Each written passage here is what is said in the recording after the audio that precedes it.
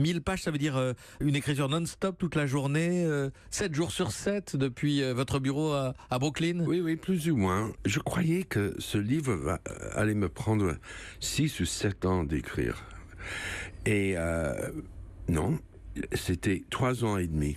Et c'était trop vite.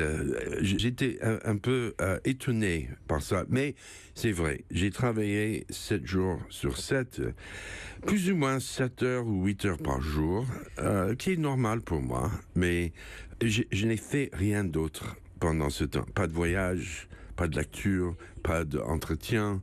Et Cyril et moi, ma femme, on est sortis très peu pendant ce temps-là aussi.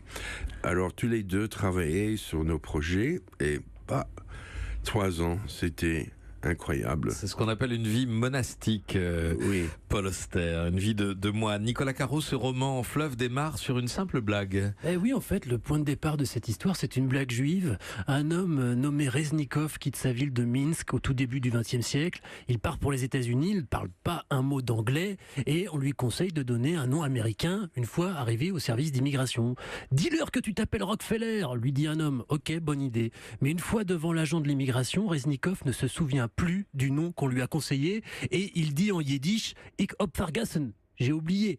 L'agent note donc dans son registre « Ichabod Ferguson » et ce sera son nom. Et le nom donc de son petit-fils Archibald Ferguson, c'est lui que nous suivons 4 fois, 4 vies différentes pour le même homme. Donc les chapitres s'intitulent chapitre 1.1, chapitre 1.2, chapitre 1.3, 1.4, 2.1, etc. C'est Oui, un roman c'est ça, le système. kaléidoscopique, fou. Fleuve, c'est une fresque aussi de l'Amérique des années 50-60. Chacune des 4 histoires est différente et on ne se perd pas malgré ce système narratif hors norme. Mais est-ce que vous, Paul Auster, vous avez eu techniquement des difficultés à écrire ce roman pour vous y retrouver? Non, c'était simple. Je n'étais jamais confus.